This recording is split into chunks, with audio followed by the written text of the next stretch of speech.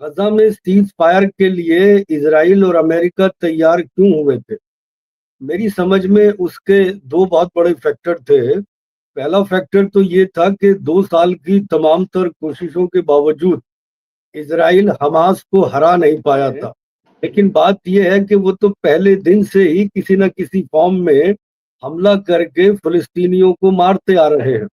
کبھی وہ کہتے ہیں کہ صاحب یہ جو ہم نے لائن کھینچی تھی یہ اس کے آگے نکل گئے اس لیے ہم نے پوری فیملی کو مار دیا، تو یہ ایک ان کا طریقہ کار ہے۔ اور جو نیتن یاہو ہے اور جو اس کے ہارڈ لائن منسٹرز ہیں، سیز فائر ہونے کے بعد سے جو ان کے لیے جو ان کی لیگل پرابلمز ہیں وہ کافی شروع ہو گئی ہیں، تو ان سب سے دھیان بھٹکانے کا بھی نیتن یاہو کی سرکار کے لیے یہی ایک سب سے بڑا بہانہ ہے کہ غزہ پہ وہ اپنا حملہ کرے۔ روم ہو رہے ہیں تو یہ جو راشد رضوی صاحب ہم لوگ جنگ بندی کی بات کر رہے ہیں، گھر واپسی لوگ کر رہے ہیں، ساری چیزیں اسکول بھی کھل رہے ہیں سب، لیکن یہ جو خبر ہے اس کو کتنا آپ مانتے ہیں کہ اگر 40-50% غزہ پہ اسرائیل قبضہ کر لیتا ہے؟ کیونکہ ہر جنگ میں ہم لوگوں نے دیکھا ہے کہ دھیرے دھیرے اسی طریقے سے جب بھی جنگ ہوئی ہے اسرائیل نے اور آگے بڑھ کے قبضہ کیا ہے، تو یہ بھی اسی طریقے سے دیکھا جا رہا ہے۔ تو کیا اس پر بھی بات ہوگی کہ آخر اسرائیل کیسے اسے ڈیوائیڈ کر رہا ہے، کیسے جو لوگ نکل گئے انہیں جانے نہیں دے رہا ہے؟ اس پہ کون بات کرے گا؟ راشد رضوی صاحب۔ اور اسرائیل کے لیے سیز فائر کوئی چیز نہیں ہے، وہ جب چاہے گا حملہ کرے گا۔ دوسری چیز، ہر جنگ میں اسرائیل نے فلسطینیوں کی زمین قبضہ کی ہے۔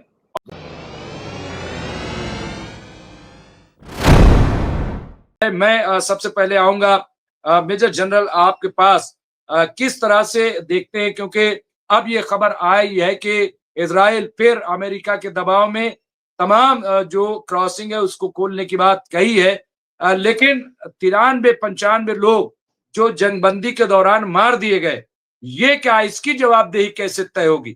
یعنی جب چاہیں گے تب مار دیں گے، جبکہ کوئی بھی ایسی رپورٹ نہیں ہے جس میں یہ کہا جائے کہ حماس نے جنگ بندی کی خلاف ورزی کی ہے۔ جی میجر جنرل جاوید اقبال صاحب۔ جی السلام علیکم ممتاز بھائی، آپ کو اور آپ کے سبھی سننے والوں کو، اور جے ہند۔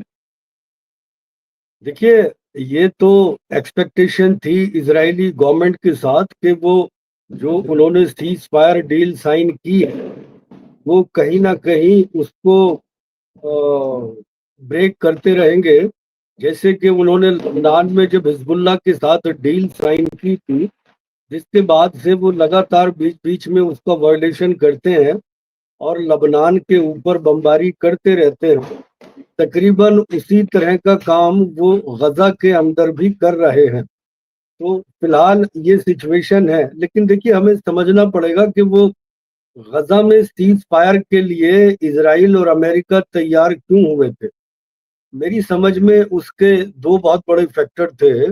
پہلا فیکٹر تو یہ تھا کہ 2 سال کی تمام تر کوششوں کے باوجود اسرائیل حماس کو ہرا نہیں پایا تھا، اور دوسرا فیکٹر یہ تھا کہ اسرائیل کی جو جینوسائیڈ والی پالیسی تھی، شہریوں کو نشانہ بنانا، سول انفراسٹرکچر کو، عورتوں بچوں کو نشانہ بنانا، اس کی وجہ سے دنیا بھر کے اندر اس کو ایک حقارت کی نگاہ سے دیکھا جا رہا تھا اور ان کی امیج میں بہت بڑا ڈینٹ لگا تھا۔ اور تیسرا بڑا فیکٹر یہ تھا کہ جو کچھ بھی اسرائیل وہاں کر رہا تھا اس کو پولیٹیکلی ڈپلومیٹکلی بچانے کی ساری ذمہ داری امریکہ کی تھی، ٹرمپ کی تھی۔ یو این او سے لے کے تمام تر انٹرنیشنل فورم تک وہ ان کے ایز اے گارڈ بن کے کھڑے ہو جاتے تھے۔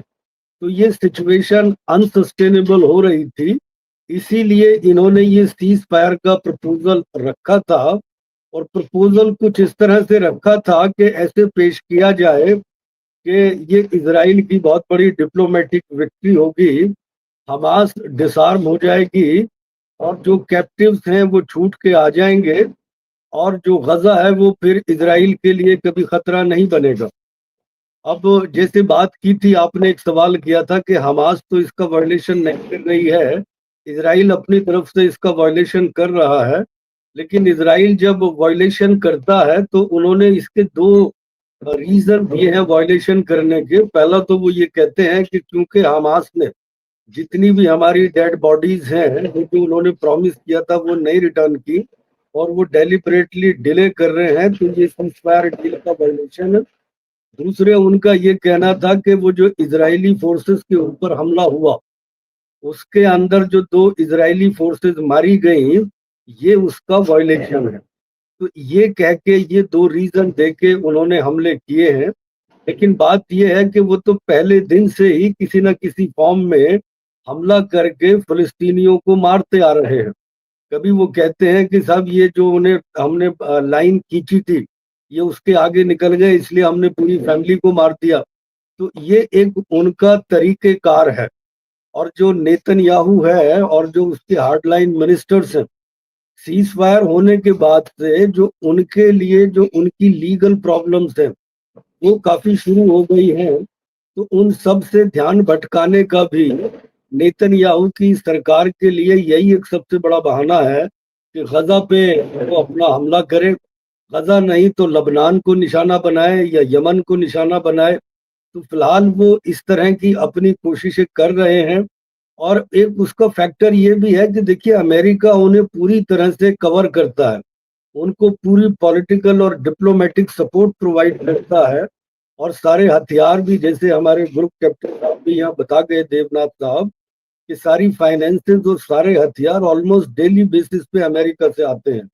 تو ان کی اس مدد کے چلتے اسرائیل جو ہے اس طرح کی اپنی حرکتوں کو انجام دے رہا ہے. لیکن جس طرح سے سچویشن ڈیولپ ہو رہی ہے, جس طرح سے وٹکاف اور جیرڈ کوشنر اسرائیل کے اندر پہنچے اور انہوں نے نیتن یاہو پہ دباؤ ڈلوا کے ایک طرح سے وہ ایئر بمبارڈمنٹ جو تھا اس کو بھی رکوایا اور جو کراسنگز بند کر دی گئی تھی جو ریلیف لے کے آ رہی تھی ان کو بھی کھلوایا گیا. تو اس سے ایسا لگتا ہے کہ جو امریکن ایڈمنسٹریشن ہے وہ ابھی اس موڈ میں نہیں ہے کہ نیتن یاہو جس کو اتنی اپنی پوری کوششوں سے ٹرمپ نے یہاں کے اتنے لوگوں سے مل کے یہ جو سیز فائر کروایا ہے, مجھے ایسا لگتا ہے کہ امریکن ایڈمنسٹریشن اس کو آسانی سے نیتن یاہو کو توڑنے نہیں دینا چاہتا اور وہ اپنا ڈپلومیٹک پریشر بنا کے وہ چاہتا ہے کہ کسی طرح سے یہ ڈیل آگے بڑھے. اور ایک یہ بھی خبر ہے کہ غالباً کل کو یہ حماس کے جو خلیل الحیہ ہیں یہ مصر میں جائیں گے اور وہاں پہ انٹرا فلسطینین آپس میں ڈائلاگ ہوگا جو غزہ کے مستقبل کو اور پورے فلسطین کے مستقبل کے بارے میں ڈسکشن کرے گا. اور یہ بھی ڈسکشن ہوگا کہ وہاں پہ جو ٹیکنیکل فلسطینین ٹیکنوکریٹس کی جو ایک گورنمنٹ تشکیل دینی ایڈمنسٹریشن تشکیل دینا ہے اس کے بارے میں بھی بات چیت ہوگی. اور وہ یہ جو میڈیٹرز ہیں جس میں مصر ہے, ترکی ہے اور یہ قطر ہے, یہ غالباً ان سے شکایت بھی کریں گے کہ دیکھیے آپ گارنٹرز تھے لیکن آپ کی گارنٹی کے باوجود اسرائیل جو ہے وہ بالکل کھلی طرح سے اس سیز فائر کا النگھن کر رہا. تو فی الحال یہ سچویشن وہاں پہ چل رہی ہے. جی ممتاز بھائی. اور یہی صورتحال ہے وہاں پہ اور آپ نے بالکل صحیح تجزیہ پیش کیا ہے میجر جنرل جاوید اقبال صاحب, بالکل صحیح. اپنے حسن رضوی صاحب نے اپڈیٹ دیا کہ ایران پوری طرح سے ہائی الرٹ پر اور سینا کو فوج کو بولا ہے کہ وہ تیاری کرو, گیا روز تیاری کرو. یہاں پہ انہوں نے کہا, اس کے علاوہ جدید صاحب نے کہا عمان کے مفتی نے یمن کے اس بیان کی سراہنا کی, تعریف کی ہے جس میں یمن کے ذریعے اسرائیل کو سیز فائر توڑنے پر حملے کی دھمکی دی گئی ہے کہ اگر سیز فائر توڑا گیا تو بہت بڑی تباہی اس بار اسرائیل میں ہوگی. یہ صاف صاف انہوں نے کہہ دیا ہے انصار اللہ لاہوتی نے. یہ اس کی تو یہاں عمان کے جو مفتی ہیں انہوں نے اس کی تعریف کی ہے. جدید صاحب نے کہا کشنر کے آگے کہا کہ غزہ کے صورتحال جب میں نے دیکھی تو نیوکلیئر جیسی تباہی دیکھی. حالانکہ جب پترکار نے کاؤنٹر سوال کیا کہ پھر آپ کو ماننا پڑے گا کہ وہاں قتل عام ہوا ہے, تو کشنر سے کہا نرسنگھار قتل نہیں بلکہ یہ تو جنگ کا نتیجہ ہے. یہ وہ اپنے بیان سے ایک طریقے سے پلٹ گئے. لیکن سب سے بڑی जो बात है राशिद रिजवी साहब, मैं आपके पास आऊंगा। हमारे साथ एक और मेहमान जुड़ गए, मैं उनका इस्तकबाल कर लेता हूं। पहले हमारे साथ जुड़ गए हैं फिरोज बख्त अहमद साहब, जो कि सीनियर पॉलिटिकल एनालिस्ट हैं, कॉलम निगार हैं, मौलाना आजाद उर्दू यूनिवर्सिटी हैदराबाद के आप चांसलर रहे हैं, मिडिल ईस्ट पे बड़ी गहरी नजर रखते हैं, दर्द भी रखते हैं। मैं उनका इस्तकबाल करता हूँ, खैर मकदम करता हूँ। लेकिन मैं राशिद रिजवी साहब आपके पास आऊंगा। जिस तरह की खबरें कि इजरायली फौज गाजा पट्टी में पीले रंग पे यहाँ पे ये मेरे ख्याल से किसी ने शायद लैपटॉप पे और मोबाइल पे दोनों पे लगा लिया आपने। नहीं, मैं आप लोग आवाज बंद कर लीजिएगा, कुछ प्रॉब्लम आ गई राशिद रिजवी साहब में शायद थी, या फिरोज बख्त, खैर पलट के आवाज आ रही थी। तो मैं ये कह रहा था कि खबर ये है कि इजरायली फौज गाजा पट्टी में पीले रंग के पत्थर लाकर एक नई सरहद को निशानदद कर रही है, जो पट्टी को दो हिस्सों में तकसीम करती है और इलाके में 50% से ज्यादा हिस्से का पूरी तरह से इजरायली कब्जे में ले लेती है, जिससे हजारों फिलिस्तीनी जो परिवार है, फैमिली है, मारे जाने के डर से अपनी जमीन और घरों तक पहुंचने से महरूम हो रहे हैं। तो ये जो राशिद रिजवी साहब, हम लोग जंगबंदी की बात कर रहे हैं, घर वापसी लोग कर रहे हैं, सारी चीजें, स्कूल भी खुल रहे हैं सब, लेकिन ये जो खबर है इसको कितना आप मानते हैं कि अगर 40-50% गाजा पे इजराइल कब्जा कर लेता है? क्योंकि हर जंग में हम लोगों ने देखा है कि धीरे धीरे इसी तरीके से जब भी जंग हुई है, इजराइल ने और आगे बढ़ के कब्जा किया है। तो ये भी उसी तरीके से देखा जा रहा है। तो क्या इस पर भी बात होगी कि आखिर इजराइल कैसे उसे डिवाइड कर रहा है, कैसे जो लोग निकल गए उन्हें जाने नहीं दे रहा है? इस पे कौन बात करेगा? राशिद रिजवी साहब, और हालात पर भी आप बोलिए। मुमताज साहब, हमने कुछ दिन पहले 2-3 चीजें आपसे पहले ही वाजे कर चुके थे कि एक तो ये कि इजराइल के लिए सीज फायर कोई चीज नहीं है, वो जब चाहेगा हमला करेगा। दूसरी चीज, हर जंग में इजराइल ने फिलिस्तीनियों की जमीन कब्जा की है, हर जंग में कब्जा किया उसने, सिवाय 2006 की जंग को छोड़ दें अगर, कि 2006 की जंग उसकी लेबनान हिजबुल्लाह से हुई थी, जिसमें हिजबुल्लाह ने अपनी लेबनान की बहुत बड़ा एरिया, बहुत बड़ी जमीनें खाली करा ली। लेकिन जहां तक फिलिस्तीनियों का मैटर होता था, ये हर जंग में जमीन कब्जा करते थे, ये इनकी आदत थी। अभी नेतन्याहू की नजर में जो येलो लाइन है, बस येलो लाइन ही गाजा का बॉर्डर है। येलो लाइन के पीछे की सारी जमीन उसने अपनी मान लिया है और वहां पर कुछ काम भी शुरू कर दिए साफ सफाई के। तो अब आप ये सोचिए कि जब तक ये जितने लोग वहां पर साइन करने के लिए बैठे हुए थे, तैयार उतावले बैठे हुए थे कि हम सीज फायर पर साइन करेंगे, बीच में आकर बैठ गए, उनसे ये सवाल करने लायक है कि क्या येलो लाइन की जो डोनाल्ड ट्रम्प ने कंडीशन रखी थी, वो तो उन्होंने सेकेंड राउंड के सीज फायर तक रखी थी। उसके बाद तो हमास के लोगों को पीछे, आइडिया के लोगों को पीछे आना था। हमास के लोग अपने घर की तरफ जा रहे थे, तुमको आप मार दे रहे हो। आप कह रहे हो तुमको आना नहीं है, तुम्हारे लिए रिस्ट्रिक्टेड है, और खुल के बोल रहे हैं इधर मत आना वरना मारे जाओगे।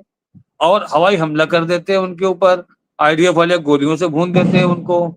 बच्चे जा रहे हैं, औरतें जा रही हैं, उनको भी मार दे रहे हो। तो अब वो ये कहते हो कि हम पे हमला करने आ रहे थे। तो ये झूठे झूठे जो शगुफे बना करके जमीन कब्जा करने की जो तरीके इनके हैं, ये दुनिया में मंजर आम में किसी से छुपा नहीं है। बस ये है कि बेशर्म है जो घुमा फिरा के बात कर देता है, और हमारे अरब के लोग हैं जो उसको सुन लेते हैं और उस पर ताली मार देते हैं। एक बात हमने और कही थी, 10-12 दिन हो गए हैं या 15 दिन हो गए कहे हुए, कि अबू शवाब के लोग, ये जो प्रॉक्सी है, इसके ऊपर आज डोनाल्ड ट्रम्प ने मोहर लगाई। डोनाल्ड ट्रम्प ने कहा कि ये जो अटैक कर रहे हैं ये हमास के लोग नहीं कर रहे हैं, ये जो अटैक कर रहे हैं ये वहां कुछ शरारती तत्व हैं, वो अटैक को हमला कर रहे हैं। ये बात कहना है डोनाल्ड ट्रम्प का, उन्होंने आज एक इंटरव्यू में ये बात कही। लेकिन आप अगर देखिए तो ابو شباب کے لوگ ہی IDF پر اٹیک کریں گے، اس کے جواب میں IDF والے حملہ کریں گے فلسطینیوں کے اوپر. یہ پراکسی ہیں اسرائیل کے، یہ ملی جلی بھگت ان لوگ کی ہے، ایک دوسروں سے یہ لوگ ٹچ میں رہتے ہیں. ابھی جب رافہ کی طرف ابو شباب کے لوگوں کے اوپر بہت بری طریقے سے حماس نے حملہ کیا، پکڑ کے ان کے لوگوں کو مار رہے تھے، تو ان کو سیف پیسج دینے کے لیے بھی حملے کیے گئے کہ ان کو کسی طرح بچایا جائے. ان کے مرنے پر اسرائیل کو بہت تکلیف ہو رہی تھی. اچھا، جب اسرائیل کو تکلیف ہوتی ہے تو ڈونلڈ ٹرمپ کو ظاہر سی بات تکلیف ہوتی ہے. ڈونلڈ ٹرمپ کو بولتا ہے کہ دیکھیے وہ وہاں پر عام لوگوں کو مار رہے ہیں. ڈونلڈ ٹرمپ بولتے ہیں کہ حماس کے لوگوں کو ڈسارم ہونا پڑے گا، وہ ایسے کسی کو نہیں مار سکتے. تو یہ جو پوری پٹ کتھا لکھی گئی ہے وہ صرف اسی لیے لکھی گئی ہے کہ ہم کو زمین قبضہ کرنا ہے، اور جو اس کا پہلے سے ہی پلان تھا. جیسے ہی 7 اکتوبر کا حملہ ہوا، آپ 4-6 گھنٹے میں بول دیتے ہو کہ آئی ایم ان وار، اور آپ اگلے دن سے حملہ شروع کر دیتے ہو. ابھی آپ آتے ہیں سیز فائر توڑنے کے اوپر. تو لبنان کا سیز فائر میرے خیال سے حزب اللہ کے ساتھ 1.5 سال تو ہو گیا ہوگا، لیکن اس کے بعد کم سے کم 50 حملے کر چکا ہے. ادھر سے ایک بھی حملہ نہیں ہوا، ادھر سے 50 حملے ہو گئے ہیں. ابھی کل پھر حملہ کیا اس نے، بڑا حملہ کیا ہے. کہا کہ وہ اپنے اسٹرکچر تیار کر رہا تھا. ارے اس کو پتا ہے کوئی اسٹرکچر نہیں بچا ہے اس کے پاس تیار کرنے کے لیے، کوئی ہتھیار نہیں ہے حزب اللہ کے پاس اتنے بڑے کہ تم سے وہ لڑ سکے. اس کے ہتھیاروں کو چھیننے میں سعودی عرب اور ٹرکی کا پورا ہاتھ تھا. پورا سیریا لائن بلاک کروا دیا، جہاں سے ہتھیار ان کو ایران سپلائی کرتا تھا، ان کو مدد کرتا تھا، اس کو تو یہ لوگوں نے مل کے ختم کر دیا. اگر اس کے بعد ہتھیار ہوتے تو حماس کے اوپر اتنا، یا غازہ کے اوپر اتنے آرام سے اتنے بڑے بڑے حملے نہیں کر پاتا اسرائیل کو الجھا کے رکھا ہوا تھا، IDF کو الجھا کے رکھا ہوا تھا ان لوگوں نے. لیکن انہوں نے وہی کیا جو اسرائیل چاہتا تھا، امریکہ چاہتا تھا. اردوغان اور MBS نے وہی کیا کہ لبنان کو کمزور کرو. تو یہ سیز فائر چاہے آپ کا حماس والا ہو، چاہے سیز فائر حزب اللہ والا ہو، اس کے سامنے ہی سیز فائر کا کوئی مطلب نہیں ہے. ان چھوٹے لوگوں کے خلاف، ایران کے خلاف سیز فائر ہوا کیا؟ اس کے بعد ایک بھی حملہ ہوا؟ آپ بتائیے. اسے پتا ہے کہ ہم چپل ماریں گے تو ایران جوتا مارے گا. اسے پتا ہے کہ ہمارے ایک کا جواب وہ 4 سے دے گا. تو اس لیے اس کی ہمت نہیں پڑ رہی ہے کہ وہ سیز فائر کا النگھن ایران کے ساتھ کرے. وہ یہ چاہتا ہے کہ امریکہ کی اگوائی میں ہم کودیں. اسرائیل چاہتا ہے، نیتن یاہو چاہتا ہے کہ امریکہ کی اگوائی میں ہم کودیں. آج خامنہ صاحب نے کہا کہ وہ خواب دیکھنا بھول جائیں. ڈونلڈ ٹرمپ کو کہا کہ ڈونلڈ ٹرمپ خواب دیکھنا بھول جائیں، ایران کو جو کرنا ہے وہ ایران کرے گا، اور اگر دوبارہ غلطی کی تو ہم دوبارہ وہی چیز کو پھر دہرائیں گے جو ہم نے پہلے کیا ہے. یہ انہوں نے کھلے عام چیلنج کیا ہے ڈونلڈ ٹرمپ کو. آج آپ نے ایک نیوز سنا ہوگا، ڈونلڈ ٹرمپ کا داماد گیا تھا غازہ، اس نے غازہ کے حالات دیکھے تو بہت زیادہ اس کو افسوس لگا. اس نے کہا کہ اس کی تباہی تو ویسے لگتی ہے جیسے نیوکلیر بم یہاں پہ گرا ہو، اتنی بڑی تباہی. تو اس سے کوشچن، جب پریس کانفرنس کیا تو کوشچن کیے گئے، اس سے سوال کیا گیا کہ کیا آپ اس کو جینوسائیڈ کہیں گے؟ تو کہتا ہے نہیں، جینوسائیڈ نہیں کہیں گے، یہ وار تھی. اب یہ لوگ کس طریقے سے پروٹیکٹ کر رہے ہیں اسرائیل کو کہ اس کو انہوں نے وار میں کنورٹ کر دیا. اب آپ یہ بتائیے کہ وار 2 ملکوں کے بیچ میں ہوتی ہے کہ ایک طرف نہتے لوگ ہوتے ہیں، ایک طرف آپ جو اپنے آپ کو سپر پاور بولتا ہے وہ ہے. کس کو کہتے ہیں وار؟ تو کہتے ہیں جیسے ایران سے آپ کی آمنے سامنے ہوئی، اسے وار کہتے ہیں. اگر لبنان کی گورنمنٹ سے آپ کی ہو جائے تو وار کہلائے گی. لیکن آپ ایک حزب اللہ گروہ سے لڑ رہے ہو، آپ ایک حماس گروہ سے لڑ رہے ہو، اس کو آپ وار کا نام دے رہے ہو. تو اگر آپ کا ایران سے پھر واپس سے ہو جائے گا تب آپ کیا کہو گے؟ اگر یہ وار ہے تو ممتاز صاحب اتنا تو آپ سمجھ لیجئے کہ جتنے بھی لوگ مارے جائیں گے عرب کے ہمارے لوگ صرف خاموشی سے دیکھیں گے اور بہت ہی پیارے اور عزیز چاٹوکاروں کی طرح ٹرمپ صاحب سے ریکویسٹ کریں گے وہ ذرا سا اب نیتن یاہو کو بول دے تھوڑا کم کر دیں، تھوڑا زیادہ ہو رہا ہے، ہم سے سوال ہو رہے ہیں، تو ایک ریکویسٹ کریں گے۔ ان کے اندر لڑنے کی یا دھمکانے کی ہمت نہیں ہے ان کے اندر۔ داس بھائی، جس قبیلے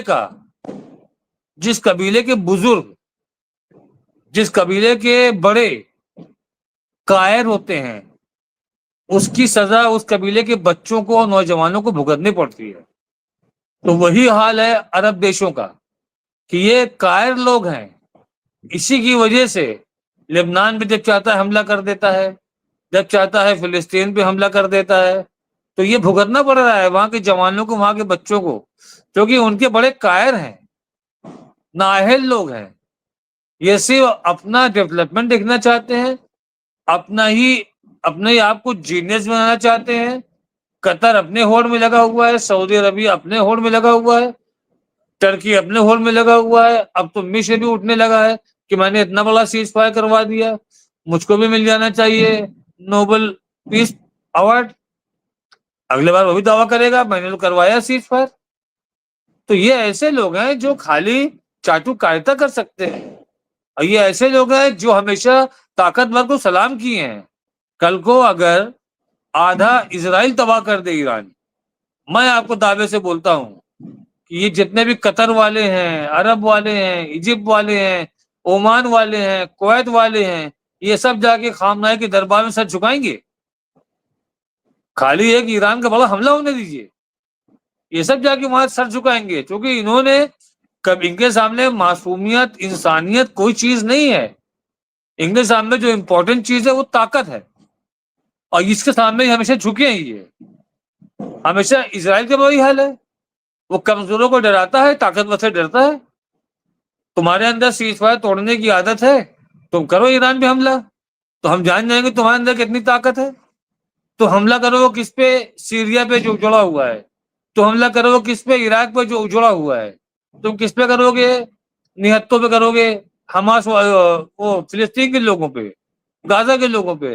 تم کرو گے کہاں پر حملہ؟ لبنان میں کرو گے، وہ بھی سویلین ایریا میں۔ یہ آپ دیکھیے کہ ایک پھر جھوٹا پروپیگنڈا لے کر کے ایک آدھا ادھورا ہاسپٹل چل رہا تھا، اس ہاسپٹل پہ اٹیک کیا گیا جہاں 40 لوگ مرے۔ مطلب آدھا ادھورا اجڑا ہوا ہاسپٹل، اس پہ حملہ کیا، کہا گیا کہ اس میں حماس کے لیڈران علاج کرانے گئے ہوئے تھے، وہاں تھے اس لیے مارا۔ اب جب سیز فائر لاگو ہو گیا ہے تو آپ حماس کے لیڈران پہ اٹیک کیسے کر رہے ہو؟